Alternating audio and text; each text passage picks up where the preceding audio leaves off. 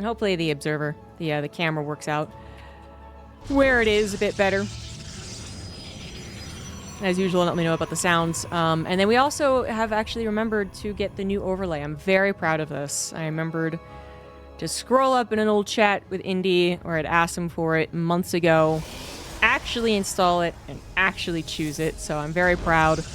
That means that we still get the numbers, thank God, but we get bigger overlay, so it's a little less of a, what does the production say, which I don't think it's a super big deal if you're watching online, of course, but I know people would prefer this one. They've asked before. Anywho, all the janitor work, I guess, out of the way. In the top right, we do have hero, and in the bottom left, we do have Clem. So, you know, Clem usually a staple in these open cups, right? If you haven't been watching for a couple of weeks, you might be like, oh my God, again? Well, I mean, it's a lot of TVP. That is not different. But Clem actually had not been playing in the past couple of Open Cups. Perhaps a mixture of just getting a little tired of playing in all the Open Cups in the whole wide world, prepping from Maestros of the Game, which played out a couple of weeks ago, and then actually recovering from Maestros of the Game, where, you know, he practiced very hard, I'm sure, and I don't know if he went out drinking with the French guys, but if he did, he would have needed time to recover from that as well, for sure. Yeah, so it's been a little while, so I'm glad to see Clem them Lem. Apparently, indeed, his favorite thing in the world is a polar bear. We know that now thanks to Maestros of the Game.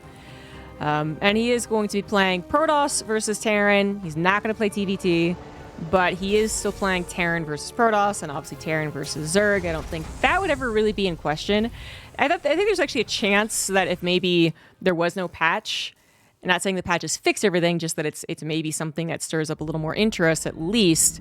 But without that, if this is just where we were 4 weeks ago, which is like, oh, they're never going to pay attention to us, it's not going to be a patch, I don't know what's going to happen. It would not surprise me if Clem went more and more into playing Protoss versus Protoss as well. But I think he would always play TVZ. Always. But no, maybe with the new patch, maybe he didn't really want to play PvP. I mean, PvP is not fun if you start playing it all the time, which you would if you ladder on Europe. Anyway, he plays TVP, and he's about as good as ever. I'm definitely not going to say he is as good as he used to be in TVP, which at one point he was flawless, perfect, amazing. I'm not saying that lasted a long time, but it was definitely impressive. But he's back to being pretty good at this matchup. Already getting a probe with his opening Reaper. Feels good. The Reaper also sees that a shield battery was bothered to be made in the main base, which is a good scout. I mean, it doesn't, I think, really deter you from doing for a wood of my jaw, for instance, which a shield battery doesn't help anyway. But it is kind of a nice way of telling, I mean, where the resources have gone. I think more importantly, that Stargate was supposed to be scouted, though. So before I go too much on the shield battery, did not scout the Stargate. That's a problem. That Reaper was just a pixel too off. And since Stargate openers aren't very common anymore, this could be a huge surprise. But anyway, the shield batteries definitely show that reclusive defensive nature. Maybe you're anticipating more of like a 2 or a defensive 3 gate with an opener like this.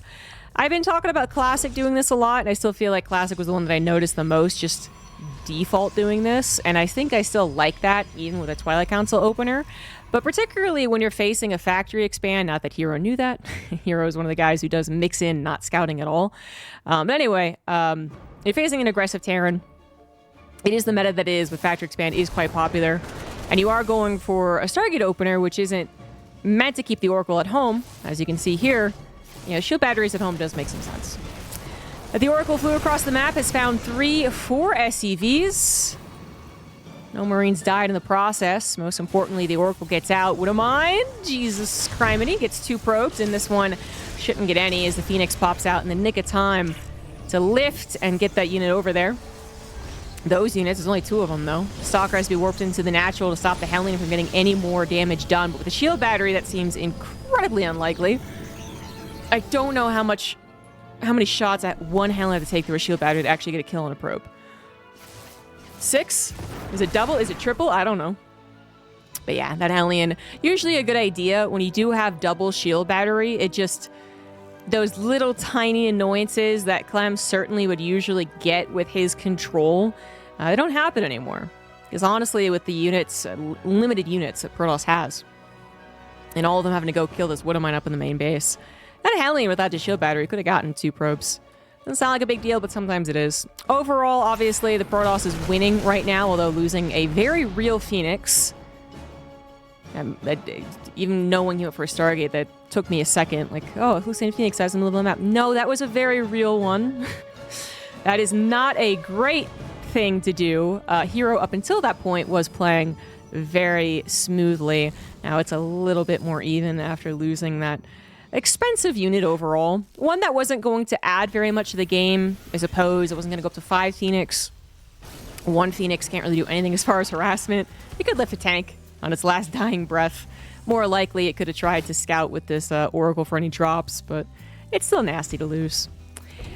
Back at base of Clem, it's very, very normal. He did actually grab 2 Vikings, so that is abnormal. Unaware of what exactly this follow-up was going to be. He did see a Twilight Council, but then there's a possibility of going Phoenix Charge, however old that sounds, however much we don't see that, you know, but that there is that possibility. And perhaps was, A, wanting to deal with multiple Phoenix defensively, but then more so B, since we did see him move out, try and catch hero, while hero is still on a relatively low unit count and out of position. But the Phoenix, that was very real, very much died, did scout the incoming attack, and that seems to have been the trigger for Clem to actually pull back and play defensive, which 2 Vikings look a little silly. Oh god, especially because they weren't helping those 2 tanks. Hero just collapsing in an opportune moment. Gets a Viking while he goes as well. Gets the Cyclone too. Good lord. Clem had no idea Hero Stalkers were looking for blood. And for Hero, he actually didn't know for sure what was behind those 2 tanks. All he saw was that there were 2 tanks. Could have been a third on the high ground. Could have been the Marines just seconds away from helping them. But he made the decision. And it worked out almost flawlessly. He does lose a couple of Stalkers for what he gathered. I think that is very much worth it. Plus now being a little bit of a bully while Stim and Combat Shields aren't done. Even looking to get that Wood of Mine to pop. Medevac was picked up. Not quite sure Hero saw it. So he's going to see this with the Oracle, of course. Oracle can only help out so much. But the warp in should happen. If he is paying attention, he was microing his Stalkers back. So maybe a little late on actually noticing this. But a shield battery in the main plus a couple of Stalkers. And you got yourself a solid defense against a simple 8 Marine drop. Clem tries to do some amount of damage, even focus firing down the Warping and Zealot, but that was it. That was all he got. And Clem is in a ton of trouble, honestly. The Oracle, having done its duty, I suppose, figures it can go across the map. That's not quite true. Clem did bother to make double missile turret, but even that kind of sucks, because yes, it stopped a lot of SCVs from dying right there, which he was, was willing to buy that for, exactly that reason. It still sucks that he had to do that. 200 minerals in missile turrets against someone who has literally 1 Oracle, not even that Phoenix. You could say that it kind of helps against a Warp Prism, but it is kinda. And I thought those Vikings would help against the Warp Prism, but then one of them died, and well, this one is going to go on the front lines. At least they're a little bit cheaper. Warp Prism is setting up for the main base attack as Clem tries to hit. This is the 4th of Hero, but Hero has plenty of army. Easily pushes that back, grabs a medevac as well, or 2. Oh no, the first one was the drop, but injures another medevac severely, and this is finding no headway. I mean, Clem is he's in a desperate place. His 3rd CC is only just now finishing as an orbital, still not on location. His hero successfully defends the 4th base that is now done. It's only 61 probes, so the economy is a little bit of a fake, like you can't just look at that face value 4 bases to 2 and maybe a 3rd very soon. But at the end of the day, as the Warp Prism does kill 8-10 SCVs for going down, yeah. Another drop, mostly denied, I guess. 5 probes did go down. And again, it's 61 probes down here on a 56. Like, that is not a 4-base saturated Protoss. Certainly not with... Wow, he just taps out right then and there. Okay. Certainly with... Not someone who has all the gases taken, that's for sure. But yeah, it still is a bit hopeless. 40 supply difference at the end, and none of the harassment was working. Another attack would take basically ages to get across the map as the Colossus were forming and more ground armor was being built. And Clem just knew that this game, I mean, arguably was lost when the 2 tanks went down for absolutely nothing. It's crazy. And he does tap out, kind of like, oh, right then and there, yeah, fine. But that game probably felt bad from the get-go. Game 2 hopefully looks a little better for this guy. In the bottom left, it is Clem down 1. In the top right, it is Hero. Yeah, I said maybe this goes better from the get-go. But, I don't know if necessarily the opening was truly terrible for Clem. The Oracle did do damage, which is always a bit of a bummer, considering that if you did scout the Oracle, as he was so close to doing, I mean, his Reaper was there, the Stargate was there, it was so close. And then you really should not have lost the Oracle at all. Or lost units to the Oracle.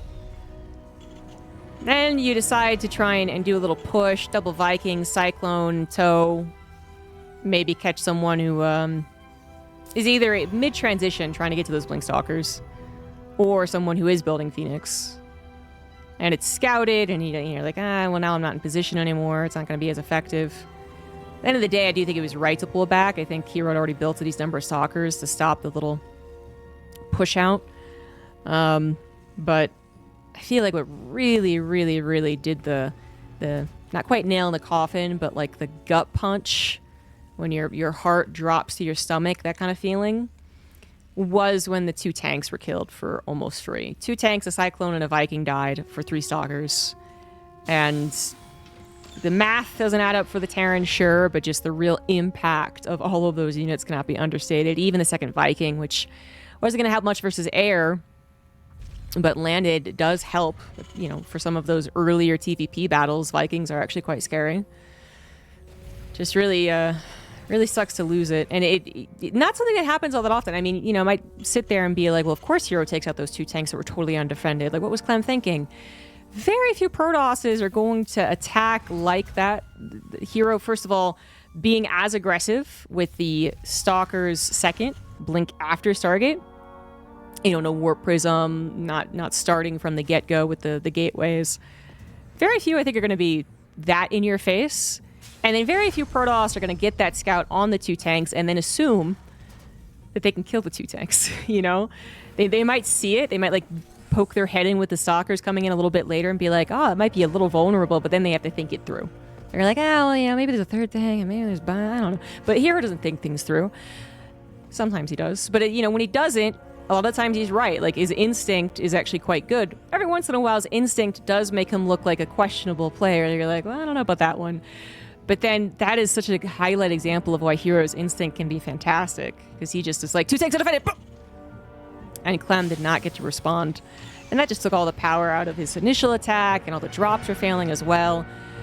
It just was such an ugly game. One you're just ready to tap out on, I feel like, before that Warp Prism did damage. No bunker at the front seems like a bit of a bold choice, but I mean, you know, this should be safe. Hero does go with a Stalker opener, which can outrange all these units, and there is no high ground ramp, so that further makes it a bit of a greedy choice from the Terran. But assuming the Protoss has not chrono boosted like a forward gateway, or God forbid there's a second gateway somewhere, I mean, the Widow Mine's going to clear this out, and presumably a Cyclone or a tank will also come out. But really, it's the Widow Mine. Still, it's a bit of a draw right now. The Stalkers keep the Widow Mine there. The Widow Mines keep the Stalkers from bullying the Marines.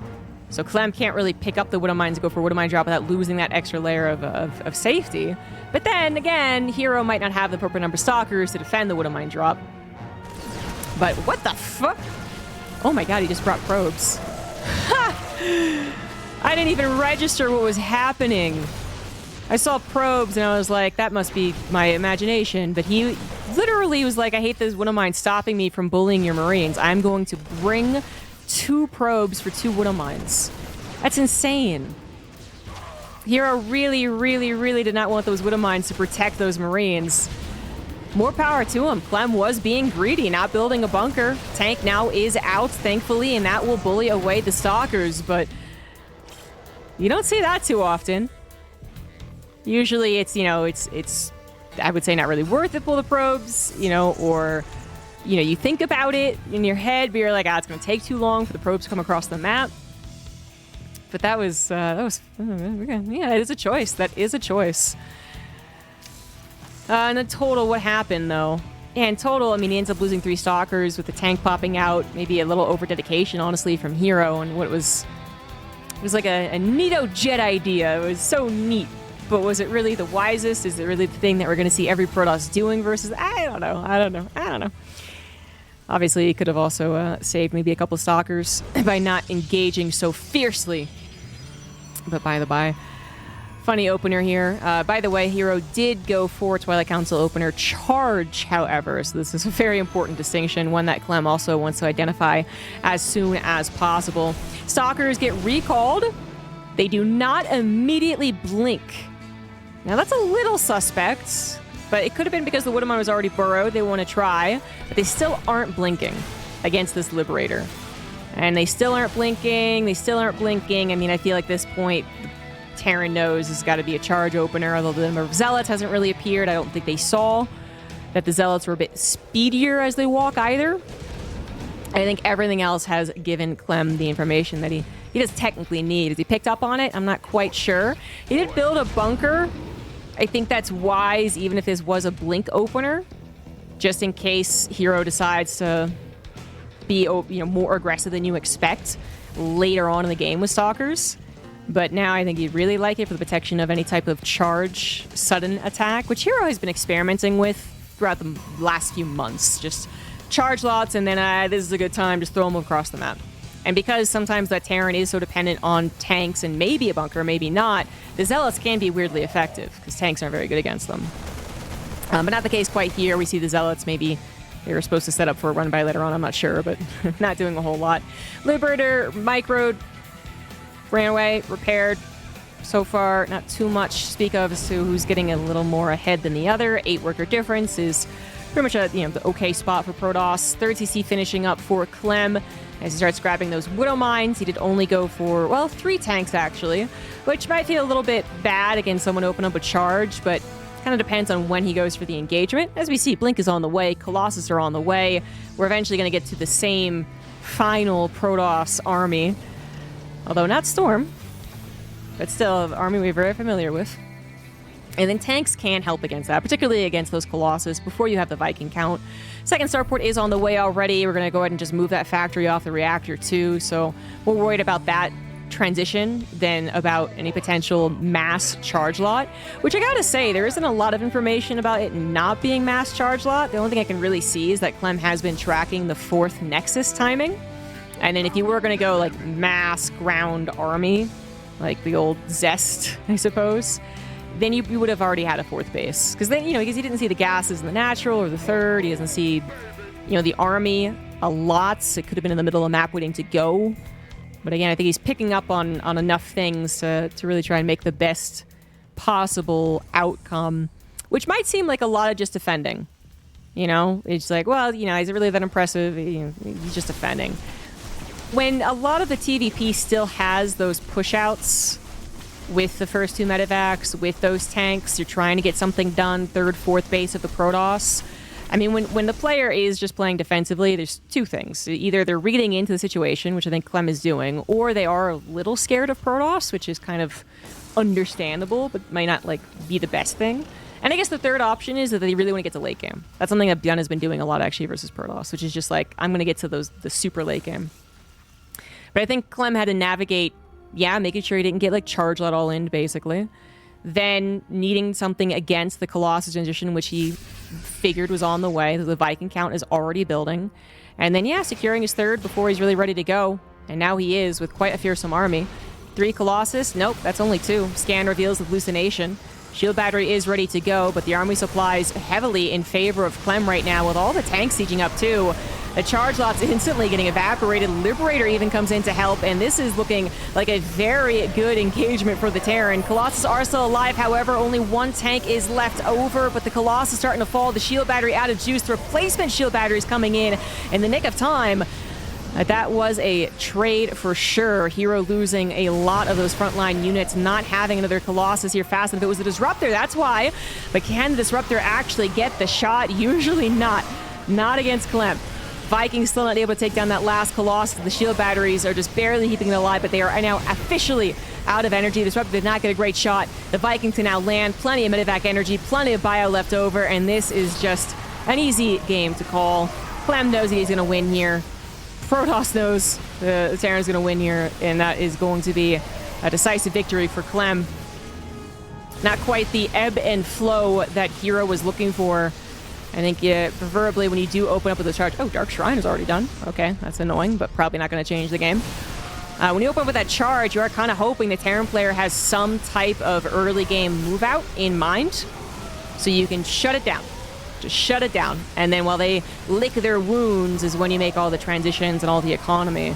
But Clem, you know, he was the opposite of aggressive, actually. The 1-Rax expands, a bit greedy with the bunker. Did that work or not? I mean, whatever. But then just playing it calm, waiting until he had this great army. And really choosing a great time to push. So Clem, well, that makes game 2 look almost as easy as Hero's game 1. And after 2 one-sided games, we'll see if the third is any closer in a very large map where things shouldn't be decided very quickly. In the bottom right, we do have Team Liquid's Clem. And in the top left, it is SK. Oh my god, I haven't said that yet. It's SK's hero. Isn't that sick?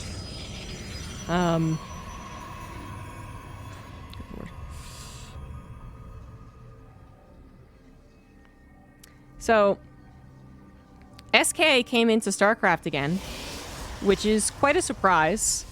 Out of all of the teams that I could have guessed would maybe pick up a StarCraft 2 player, just for the maybes of EWC, which is mostly what I believe this pickup is for. Not that they have confirmed it. Not that I know for a fact this is why they picked him up, but still, it's the most likely reason is that it's a relatively cheap pickup for potentially a lot of reward if EWC StarCraft 2 happens next year. But I still wouldn't have guessed SK as far as the teams who could do that, you know? Falcons for sure, I would be like, okay, just, you know, maybe whatever, we'll see you next year. But SKT, I mean, they haven't been in StarCraft in years. They have shown, you know, before, we had 2 EWCs where these club championships were very important, and SKT didn't show any interest in StarCraft. So it's like, why now and why before EWC StarCraft 2 was actually confirmed? I don't know, but I'm glad. I'm very happy. I hope this means good things. And I hope they're treating Hero very well, which I'm sure they are. But SKT is one of, if not the most historied, is that the right word? Prestigious, maybe? Esports teams ever. I don't think that's a controversial statement. Because it's not even just like I'm talking about the good old glory days of StarCraft Brood War. Obviously, they changed it over to League of Legends and got some luck there with a guy named Faker. I don't know if you heard about him. So, that's pretty cool. Hero was a Brood War player, by the way. Just go full on, glasses up, StarCraft history nerd time. He was I don't know if a very good Brood War player, but he was a good Brood War player. Never on SKT. He was on CJ Entus. And then maybe something before that, but I don't remember. Anywho. We got ourselves a factory expand. No, it was again 1-Rax expand. This time he's going to build a bunker. Again, that wouldn't mind. It protects you to a certain degree, but Hero throwing out the probes, he could do it again, and he could probably micro a little bit better and maybe pull back a little bit sooner so that the Stalkers didn't lose their lives like they did last game. And in that case, I do think the probe pull would have been worth it. It's just that the tank came and it can kind of caught Hero off guard. But if you're going to go for 1-Rax expand, bunker, pretty safe, especially if there's no high ground to abuse, which we do not have here either. And you're going to go in a Helene especially. That would not help if the Stalkers are being aggressive. The Helene is great, though, for some additional scouting. The Reaper is forced to flee, but doesn't flee far enough. Oh, we just pay attention. Woo! Through the acceleration zones we go. Didn't quite get a glimpse on what technology it is, and since we did already have a Stargate game, it's kind of important. You know, it's most likely Twilight Council, but Helen's going to keep an eye on the third timing, sees no spectacular timed third base. Some really greedy one. And is going to go into the natural, which it's not going to pick up a lot of scouting. It's not going to see literally the Twilight Council, but seeing the robo timing is already some pretty good info. You know, a lot of Stalkers have made an appearance as well. There's 0.34 actually making an appearance to Clem as 2 ended up chasing down the Reaper. It did chase down the Reaper. I know more and more signs are pointing to the fact that it is Blink opener, very standard one. He did lose the Hellion before he saw the third Nexus timing. Something else, we'll have to scout that. But the Widowmine drop is the follow-up that scouts the next important thing. And this was just a 2 gateway expand. Back at home, Clem doing what Terrans do best. He did include a Raven, so that's a little change you could make. But otherwise, going in a couple of tanks and barracks.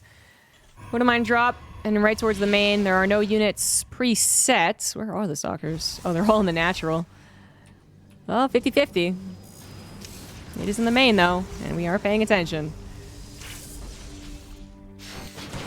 Fortunately, Blink wasn't quite done. So Widowmine does grab a stalker, and then, whoo, boy. Hero plays with fire, man. Actually pulled the probes into it. That time it was successful. Doesn't lose any probes. And all in all, it's okay. Medevac leaves, so it's also okay for Clem, who's grabbing Stim. +1. Still going to go in a couple more tanks, by the looks of things. Which the Observer might get a glimpse on as well as just take the lay of the land, see if there's any opportunities for the Stalkers to actually get in and deal minor amounts of damage. Lovely SCV Scout wants to see exactly this. Sees Stalkers moving in. No chance for the Raven to get shot at, but Hero is absolutely looking for it. And the bunker could have been torn down before Clem reacted. Since he did scout, there is a less chance of that. At this point, you know, the bunker is still kind of important. It's getting increasingly less important as the time goes on, because we are not getting a big attack as of yet for Hero.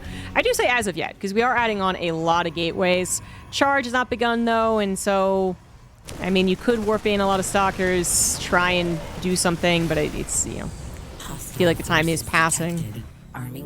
This is more about prepping for later. Although I am kind of, I mean, I feel like he is meaning to get charge. Am I? Is this a mistake? Is this a? I think it is. Molten, thank you very much for that raid. I really feel like charge is supposed to be on the way. Am I crazy? Okay, Dark Shrine is slapped down. Okay, now he doesn't have enough for a charge upgrade, but, you know, it's still pretty close. I don't know. A little supply block, too. 4 pylons slapping down. The Stalkers have not really gone in. War Prism is getting ready, though, and there are some non-charge lots. 100% he meant to get charge. It's one of those, like, well, the pro gamer is right, you know. Customer's always right. Pro gamer's always right. Well, in this case... I'm just going to say that he made a mistake. And it's going to look kind of awkward seeing a bunch of slow zealots without charge trying to harass this base. I mean, it's not totally ineffective. It's just a little more awkward. +1 is done. Sim is done. Combat shield's almost done. Clem does manage to avoid being scouted with the drop going behind the Stalkers. So he knew he killed the Observer earlier on. There is or maybe just pushed it away, but still the Observer isn't in position. He was able to see that thanks to the Raven, and this little catch is good. All but 1 Stalker going down. As the army moves out, the War Prism moves in, but again, they are slow zealots, immediately recognizing this and starts up the charge. Widowmine does a little friendly fire. He really wants to get that tank. Clem not going to lose it. And I will go ahead and say if he had charge, that tank would be dead. Yep, for sure.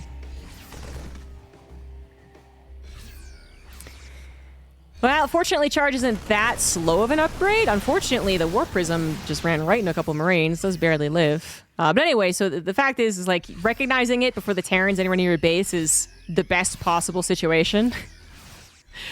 And then it's kind of all fair game, you right? Like, he could have gotten the tank if he had charge, for sure. But he wasn't planning some big ol' attack that would have really looked silly with a bunch of charge lots not charging. In this case, it's kind of okay. SCV's going down. The DT has already made an appearance. I saw the warp in. 1 has already gone in the natural and died. Killed 4 SCVs. Not bad. Hero is on 4 bases. 67 probes, though. So again, like that actually is impressive as it sounds. Sometimes we see PVTs, and if I said 4 bases, the Protoss would be at 75 probes, you know, 45 seconds ago. But not in this case. So it's not as bad, but it's still not great, because it just means that there is a base up. There is ability to make that many probes. There's already the pylons and the recall, and, you know, having it already up is good. Hero's army movement is a bit odd, but just all the charge lots off to the right side, looking to go for a big ol' attack into the third, as perhaps Hero looks to defend with almost pure immortal. As many immortals as Stalkers right there. That is a game plan. Is it the best one I've ever heard of? I mean, depends.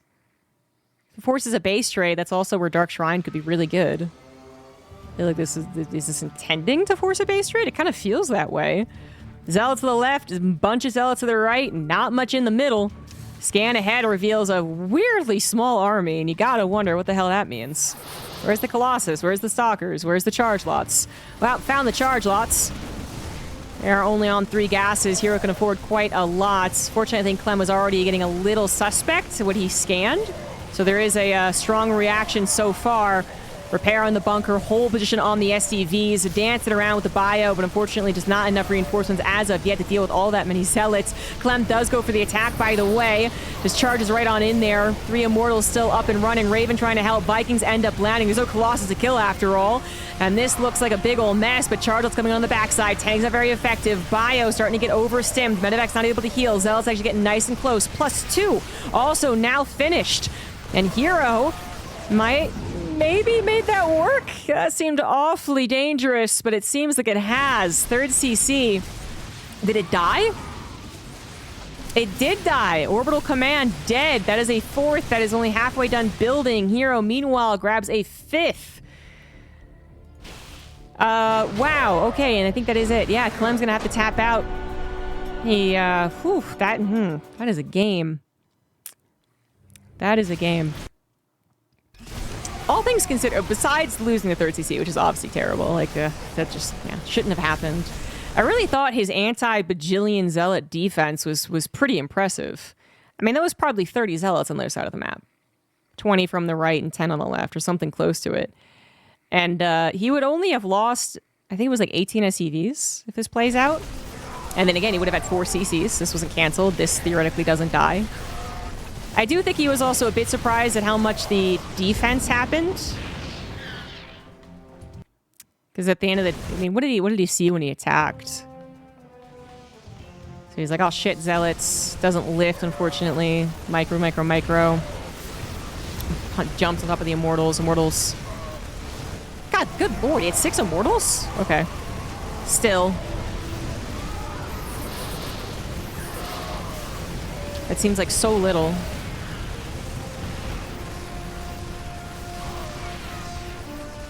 There's Zealots in the back and Zealots from the side.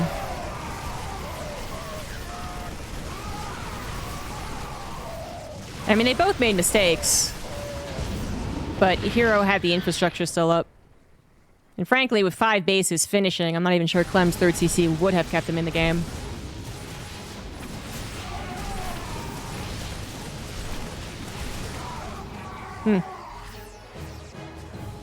Seems such a gambly game for the Pearls. But alright, that's it. Clem is going to drop down to the lower bracket, where he faces Max Pax in a best of 1.